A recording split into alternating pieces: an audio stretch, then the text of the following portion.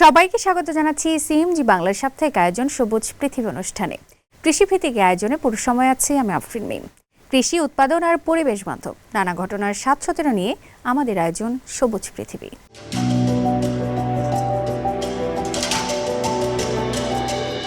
চীনের বিভিন্ন অঞ্চলে চলছে তুষারপাত ও তীব্র শৈত্যপ্রবাহ। এর মধ্যে খাদ্য সরবরাহ স্বাভাবিক রাখতে জোরালো পদক্ষেপ নিয়েছে দেশটির সরকার। জিয়াংসু ও হুনান সহ একাধিক প্রদেশের বাজারে সবজি ও নিত্যপণ্যের মজুদ বাড়ানো হয়েছে। নিয়ন্ত্রণে রাখা হচ্ছে খাদ্য পণ্যের দাম। ফসলের শীতজনিত ক্ষতি ঠেকাতে কৃষকদের সঙ্গে মাঠে নেমেছেন চীনা বিশেষজ্ঞরাও। এসবের ফলে তীব্র শীতেও চীনের খাদ্য নিরাপত্তা বজায় থাকবে বলে আশা করা হচ্ছে। আরও বিস্তারিত থাকছে প্রতিবেদনে।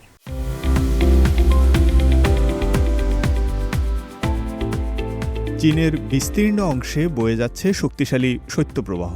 তুষারপাত, প্রবল বাতাস ও তীব্র ঠান্ডা নেতিবাচক প্রভাব ফেলতে পারে কৃষি উৎপাদনে। তাই খাদ্য সরবরাহের সঙ্গে কৃষি পণ্যের দাম স্থিতিশীল রাখতেও জরুরি পদক্ষেপ নিয়েছে চীনা কর্তৃপক্ষ। জিয়াংসু প্রদেশের হুয়াইয়ান শহরের তংছেং ট্রেড মার্কেটে ভোর হতেই দেখা যায় কর্মচাঞ্চল্য। আলু, বাঁধাকপি সহ বিভিন্ন ধরনের সবজি বিশেষ ব্যবস্থায় সাজানো হয়েছে এখানে। আশেপাশের কয়েক লাখ মানুষের খাদ্য সরবরাহে গুরুত্বপূর্ণ ভূমিকা রাখছে স্থানীয় তংছেং ট্রেড মার্কেট। শৈত্যপ্রবাহের সম্ভাব্য প্রভাব মোকাবিলায় বাজার কর্তৃপক্ষ সোর্সিং প্ল্যাটফর্ম সম্প্রসারণ, লজিস্টিক্স চ্যানেল সহজীকরণ এবং আগাম সবজি, মাংস ও জলজ পণ্য মজুত সহ নিয়েছে একাধিক ব্যবস্থা। কৃষক ও কৃষি বিশেষজ্ঞরা একসঙ্গে কাজ করছেন সবজি উৎপাদন স্থিতিশীল রাখতে। মধ্য চীনের হুনান প্রদেশের ছাংতে শহরের একটি রেপসিড খামারে নেওয়া হয়েছে তুষারপাত প্রতিরোধ ব্যবস্থা। দীর্ঘস্থায়ী নিম্ন তাপমাত্রা সরিষার কাণ্ড ও পাতার মারাত্মক ক্ষতি করতে পারে। দুর্বল চারার ক্ষেত্রে আমরা শীতকালীন সার প্রয়োগ করতে পারি এবং যেখানে সম্ভব সেখানে অ্যান্টিফ্রস্ট ওষুধ স্প্রে করি। ছাংতের কৃষি বিভাগ, স্থানীয় আবহাওয়া বিভাগ সহ সংশ্লিষ্ট দপ্তরের সঙ্গে সমন্বয় করে মাটির আর্দ্রতা ও চারার বয়স সহ বিভিন্ন তথ্য বিশ্লেষণ করেছে। এর ভিত্তিতে সরিষার জমিকে 3 ভাগে ভাগ করা হয়েছে: অতিরিক্ত বেড়ে ওঠা চারা, দুর্বল চারা এবং স্বাভাবিক চারা। ফলে আগেভাগেই ভিন্ন ভিন্ন প্রতিরোধমূলক ব্যবস্থা নেওয়া সম্ভব হচ্ছে এখানে। এছাড়া কৃষি বিশেষজ্ঞদের বিশেষ দল গঠন করে প্রধান সরিষা উৎপাদন এলাকাগুলোতে পাঠানো হয়েছে। তারা জমির অবস্থা ও চারার ধরন অনুযায়ী শ্রেণীবদ্ধ ব্যবস্থাপনার মাধ্যমে কৃষকদের বিজ্ঞানসম্মত ও কার্যকর দিক নির্দেশনা দিচ্ছেন, যাতে তুষারের ক্ষতি কমে এবং কৃষি উৎপাদন নিরাপদ ও স্থিতিশীল থাকে। এখন ছাংতেতে রোপণ করা 43,29,000 মু বা প্রায় 2,88,600 হেক্টর শীতকালীন সরিষা বেড়ে উঠছে ভালোভাবেই। ফয়সাল আব্দুল্লাহ, সিএমজি বাংলা।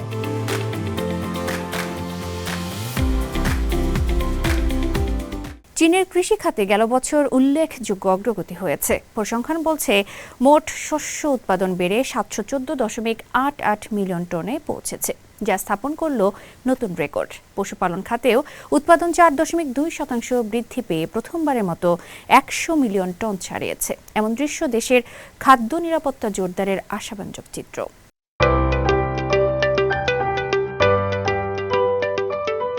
2025 সালে কৃষি খাতে আরেকটি সফল বছর পার করেছে চীন।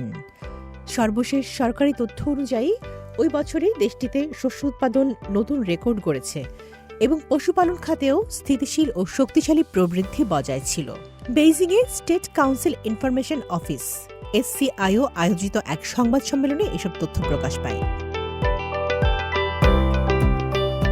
জাতীয় পরিসংখ্যান ব্যুরো NBS এর প্রধান খাং ই জানান, 2025 সালে চীনের মোট শস্য উৎপাদন দাঁড়িয়েছে 71,48,80,000 টন, যা আগের বছরের তুলনায় 1.2% বেশি।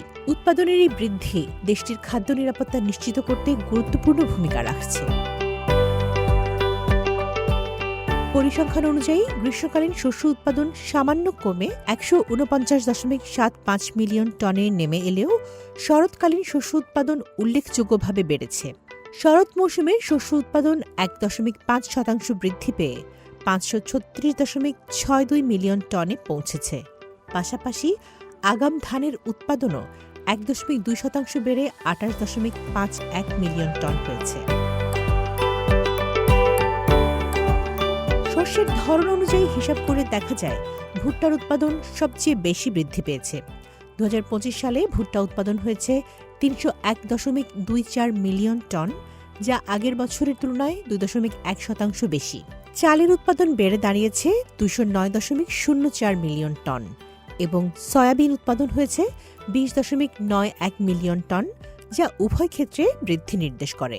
গমের উৎপাদন আগের বছরের মতোই স্থিতিশীল থেকে 140.07 মিলিয়ন টনে রয়েছে।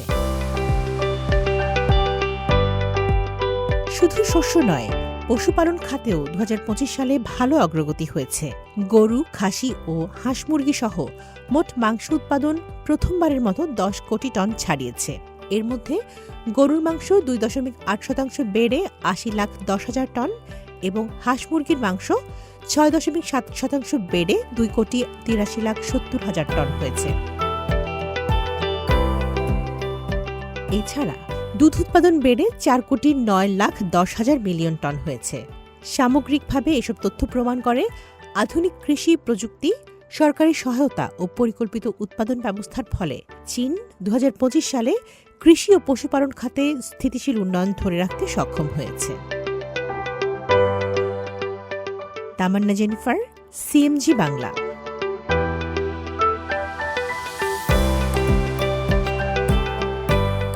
চীনের সিচুয়ান প্রদেশে অবস্থিত চৌ-ই-কো জলাভূমি বর্তমানে পরিবেশ সংরক্ষণের এক অনন্য উদাহরণ হয়ে দাঁড়িয়েছে।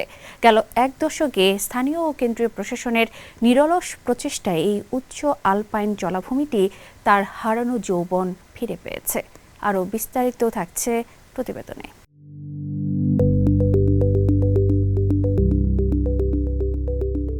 চীনে সিচুয়ান প্রদেশের চৌ-ই-কো জলাভূমি জাতীয় প্রাকৃতিক সংরক্ষিত অঞ্চল। এটি কেবল একটি জলাভূমি নয়, বরং চীনের সবচেয়ে শীতল অঞ্চলীয় পিটল্যান্ড বা পিট মাটিভূমি সমৃদ্ধ এলাকা। দীর্ঘ এক দশকের নিরলস প্রচেষ্টায় এই অঞ্চলটি পরিণত হয়েছে একটি সুষ্ঠু প্রাকৃতিক পরিবেশে।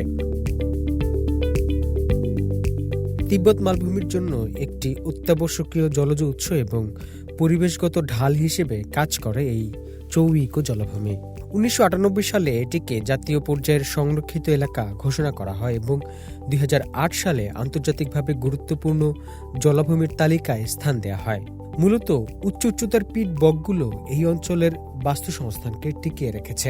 একসময় অতিরিক্ত পশুচারণ এবং মাতৃভূমির ক্ষয় এই অঞ্চলের পরিবেশের জন্য বড় হুমকি হয়ে দাঁড়ালেও গেল এক দশকে স্থানীয় প্রশাসনের কঠোর পদক্ষেপের ফলে পরিস্থিতির আমূল পরিবর্তন ঘটে। নিয়মিত টহল, উন্নত প্রযুক্তির মাধ্যমে পর্যবেক্ষণ এবং ক্ষতিগ্রস্ত এলাকায় ঘাস ও জলজ উদ্ভিদ রোপণের মাধ্যমে চৌ-ই-কো জলাভূমি এখন পরিণত হয়েছে প্রাণীদের জন্য আদর্শ আবাসে। পরিবেশের এই উন্নতির ফলে এখানে বন্যপ্রাণীর সংখ্যা উল্লেখযোগ্যভাবে বেড়েছে, যার ফলে বর্তমানে এটি কালো গলার সারস, সাইবেরিয়ান সারস ও রাজহাঁসের মতো বহু বিরল প্রজাতির একটি নিরাপদ ও নির্ভরযোগ্য অভয়াশ্রমে পরিণত হয়েছে। প্রতি বসন্তে হাজার হাজার কিলোমিটার পথ পাড়ি দিয়ে কালো গলা সারসরা আসে এখানে। এটি এখন তাদের মিলনের এবং বংশবিস্তারের প্রধান জায়গা। শীতের আবাস ছেড়ে দীর্ঘ পথ পাড়ি দিয়ে এই লেকে পাখিদের আগমন প্রমাণ করে চৌ-ই-কো জলাভূমি এখন বন্যপ্রাণীদের জন্য একটি সত্যিকারের অভয়ারণ্যে পরিণত হয়েছে। চৌ-ই-কো জলাভূমির এই ইতিবাচক পরিবর্তন শুধু চীনের জন্য নয়, বরং বিশ্ব জলবায়ু রক্ষার লড়াইয়ে একটি বড় সাফল্য। সঠিক পদক্ষেপ এবং প্রকৃতির প্রতি ভালোবাসাই এই বিপন্ন বাস্তুসংস্থানকে পুনরায় বাঁচিয়ে তোলাছে এই জলাভূমিকে। হোসনে মোবারক Sourav, CMG Bangla.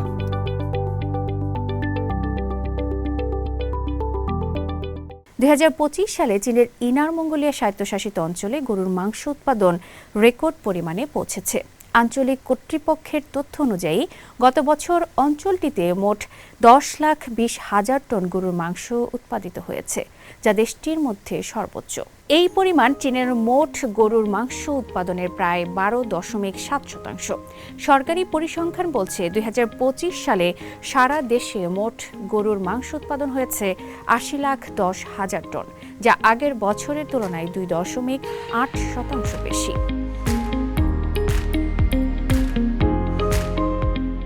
Inner Mongolia 2020 সালে পূর্ব চীনের শান্তং প্রদেশকে পেছনে ফেলে দেশের সবচেয়ে বড় গরুর মাংস উৎপাদক অঞ্চলে পরিণত হয়। এরপর থেকে টানা শীর্ষ অবস্থান ধরে রেখেছে অঞ্চলটি। আঞ্চলিক কৃষি ও পশুপালন বিভাগ জানায় 2025 সালে ইনার মঙ্গোলিয়ায় গবাদি পশুর সংখ্যা ছিল প্রায় 87,30,000।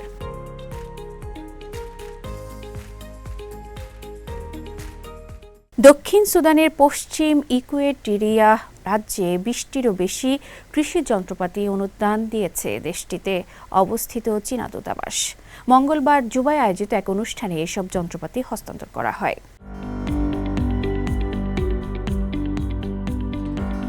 দীর্ঘদিনের সংঘাত ও খাদ্য সংকটে বিপর্যস্ত দক্ষিণ সুদানের পশ্চিম ইকুয়েটরিয়া রাজ্যে কৃষি উন্নয়নের মাধ্যমে শান্তি ও স্থিতিশীলতা ফিরিয়ে আনার এক গুরুত্বপূর্ণ উদ্যোগ নেওয়া হয়েছে। দেশটিতে অবস্থিত চীনা দূতাবাসের পক্ষ থেকে রাজ্যটিতে 20টিরও বেশি আধুনিক কৃষি যন্ত্রপাতি অনুদান দেওয়া হয়েছে। মঙ্গলবার রাজধানী জুবায় আয়োজিত এক অনুষ্ঠানে আনুষ্ঠানিকভাবে এসব যন্ত্রপাতি হস্তান্তর করা হয়। অনুষ্ঠানে উপস্থিত ছিলেন সরকারি কর্মকর্তা, কূটনীতিক, ঐতিহ্যবাহী নেতা এবং বিভিন্ন উন্নয়ন সংস্থার প্রতিনিধিরা।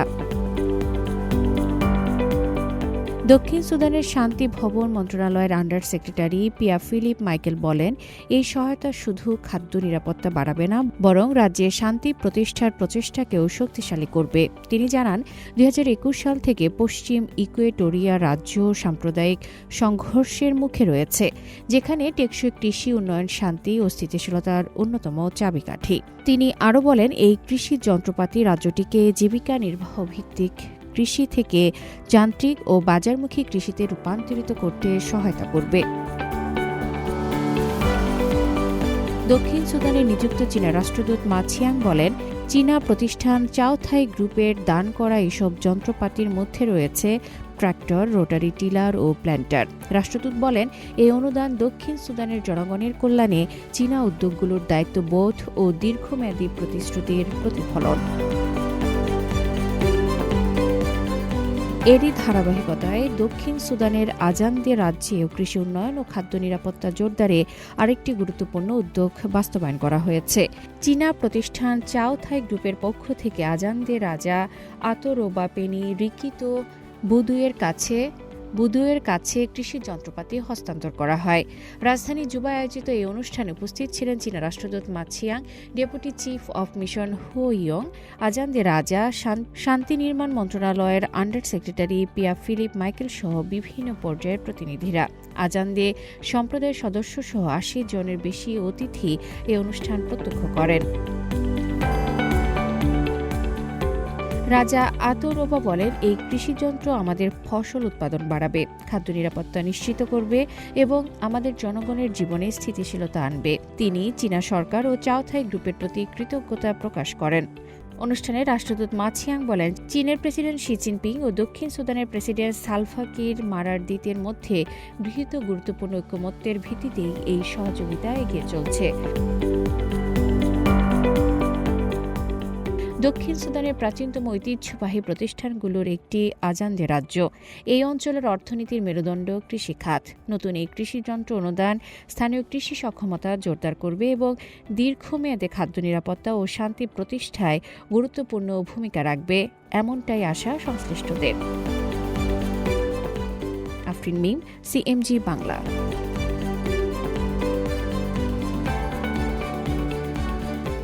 প্রিয় দর্শক, আমরা অনুষ্ঠানে একদম শেষ পর্যায়ে চলে এসেছি।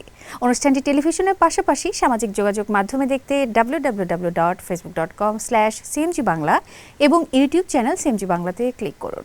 আগামী সপ্তাহে আবার দেখা হবে একই দিন একই সময়ে। সবাই ভালো থাকুন, নিরাপদে থাকুন আর থাকুন সবুজের সঙ্গে।